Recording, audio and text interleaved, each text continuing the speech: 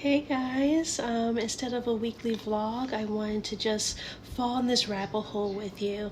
I got a video in my suggestions on YouTube for Megan Ann, and I fell into that rabbit hole.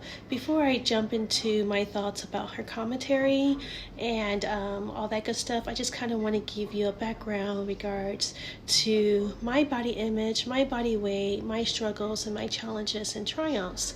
So when I was very, very, very young, not that young, Ramasa. But anyway, when I was young, in high school, in middle school, I struggled with disorder eating. So I'm going to do a trigger warning right now. If you are triggered about disorder eating, eating disorders, things of that nature, body image, body dysmorphia, please click out and look at my other plenty of videos that I have here on my channel. But anyway, when I was in middle school and high school and even in college, I heavily struggled with self-image, feeling pretty. I just didn't feel good enough. And that translated into me overly controlling everything about my body and what I put in my mouth and how much I exercised. So in middle school and high school, it was really, really bad. In college, I was trying to manage it and my body finally caught up with me and I collapsed and had to go to the hospital and to get intensive care and treatment and was sent home from college to do that. So in the beginning, I just basically not eat. Just drank a lot of water with lemon, grapes. But when I say grapes, I would have like 3 for the whole day. I would eat an apple just to get a quick sugar rush and a quick dose of carbohydrates to keep away. I always had headaches. So I was starving myself. The lowest I've weighed in middle and high school was in the 70s. My height, I'm 5'4", and as you know, that's totally not healthy. Now, I did go to yearly checkups. My doctors really didn't say anything then. I was just really tiny, really small boned. When I was young, I participated in pageants and all that good stuff, but that didn't accentuate or make my eating disorder worse. My parents did that because I was painfully shy, so shy that I would not talk to anyone outside of my family circle that lived in my house with my grandparents. People scared me and I had no reason why. I had no experiences of why to fear people. It was just an irrational fear of anxiety and I wasn't treated for it then. So I just lived with that enhanced anxiety, and it manifested into my eating disorder. I did have anorexia. If you didn't guess, I did I did withhold what I was eating. I would refuse to eat. If my mom tried to get me a plate, I played the push around the plate game to make it seem like I was eating and that things off my plate was disappearing. I played putting things in my napkin. I mean, every name in the game. You become very creative. I would put food in my mouth and excuse myself and go to the bathroom and spit it out and flush it, pretending I'm going to the bathroom. And then just kind of distract people with talking, laughing, giggling, and just like distract them so that way they didn't notice that I didn't really eat anything. I was an avid Coke addict, not the drug, but Coca-Cola, the soda. I would drink 24/7. I would drink Coca-Cola with my water and lemon. I never binged because I care too much about my teeth. That part of my vanity, I guess, thank you. But I didn't binge or purge. I didn't do anything like that. I didn't have the desire to eat. And sooner or later, once you don't eat, your stomach shrinks so much. Whatever you do try to put in your stomach, I will just throw up. Not because I wanted to. So that's the difference between the binge and purge. Not because I wanted to. I never binged. I never ate a whole bunch of shit at once. And I never purged. It's just that my stomach was so small, it had no other way but to go up, to come up, and I vomited it. When I went to college, all the way out to Connecticut, because I wanted to experience life on my own. My parents lived in Ohio. I was still in the same, I mean, in my body was tiny, very, very tiny. I wore a 00, if you can believe that. I was able to shop at Justice, a kid's store, because of the, how tiny I was. I was a cheerleader. I was on drill team. I was very, very active. I became a coach for a all-star cheer team as well. So I was very, very active. I had the typical cheer body. So people basically left me alone. The time they didn't leave me alone is when I had to take a physical before I became a freshman in college because I was going so far away. I think every person has to probably take a physical. And the doctor there I never saw before wasn't my family physician. I needed to get done soon and fast because I was procrastinating and didn't do it in time. So I just basically had to see a doctor first thing that could see me as soon before I had to turn in the paperwork that it was due. So the doctor saw me and they weighed me and they said I'm very, very underweight. And they were concerned. And they sent paperwork to my college, to the infirmary, for me to go in to check in to see how my weight's going and do weekly weigh-ins. So I went to college, first time having to experience anything like this, weekly weigh-ins. I'm just like losing weight like crazy. And unfortunately, I had a couple of people that gave me tips. Well, if you drink water before you go, it puts weight in your stomach and it may give you a pound or two. So I would drink gazillions of water and it did kind of help. It gave me a false pound, but I couldn't really pull off like a couple of pounds of false weight. But I kept losing weight more than I was able to gain it. So my doctors were really being aggressive, having me talk to a dietitian, doing all these things, and I was going to start psychotherapy, talk to a counselor about my issues with food. Before that happened, I was coming home late from the library, going upstairs, and just the act of going up the stairs, I passed out and knocked myself out cold. Someone was behind me, luckily, and called campus security, and they transported me to the hospital. From the hospital, I was there for a couple of days. They put an IV, they put a feeding tube, everything into me. And then when I was discharged, I went back to my college campus, not to my dorm, but to the infirmary to hold me because they were making arrangements with my parents to ship me back to Ohio. And I didn't fly. My parents got a driving service, drove me from Connecticut to Ohio, and I didn't go straight home. I went straight to Children's Hospital. And there I was inpatient for a couple of months, and then I transitioned to an outpatient stay. When I got home, I just remember just crying to my mom. I couldn't fit into my clothes. I was petrified. I was bigger than a 00, that how dare I wear a size 4. I didn't recognize my body. I felt very uncomfortable in my body, and that's when I developed body dysmorphia, where I would see a bigger version of myself in the mirror than it was actually there. Intensive therapy all throughout my life, all through my 20s. When I got married, I was able to stop that type of therapy. I was okay with my body. My relationship with food was very, very good. And I went the opposite direction. I gained a lot of weight.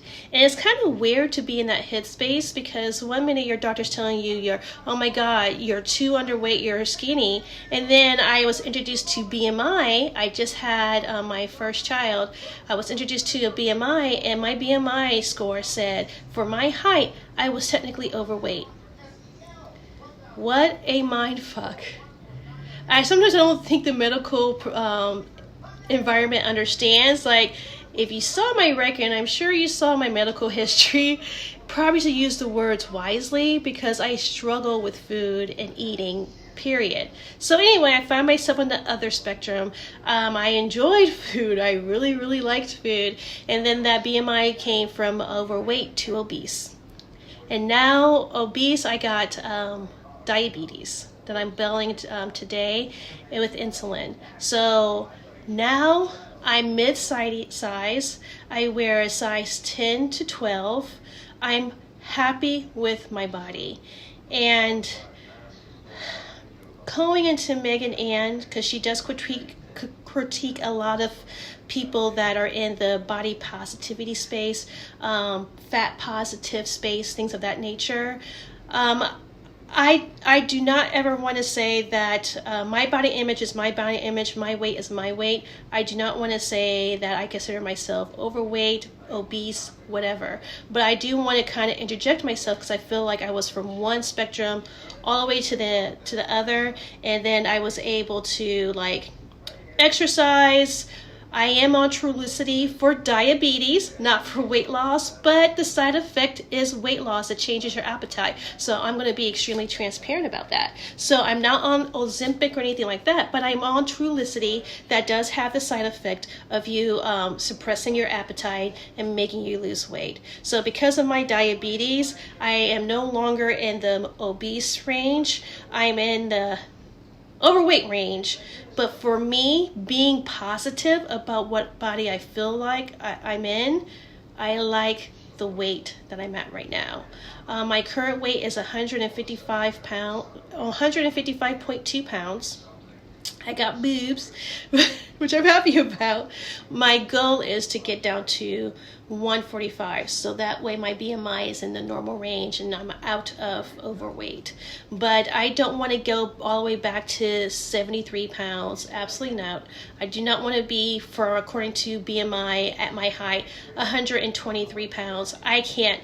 I will look sick. I can't go down that far. But I do listen to my doctor, and I do agree that excess weight can negatively impact your health. It does.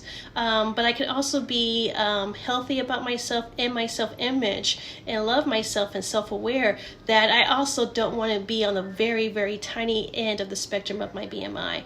I want to be right there in the middle where I'm a size 10, 12. I love it. I love the skin I'm in. So that brings me to Megan Ann. I fell into her videos and I've been like consuming them like crazy. And I like her perspective. The body positivity world has its pros and cons.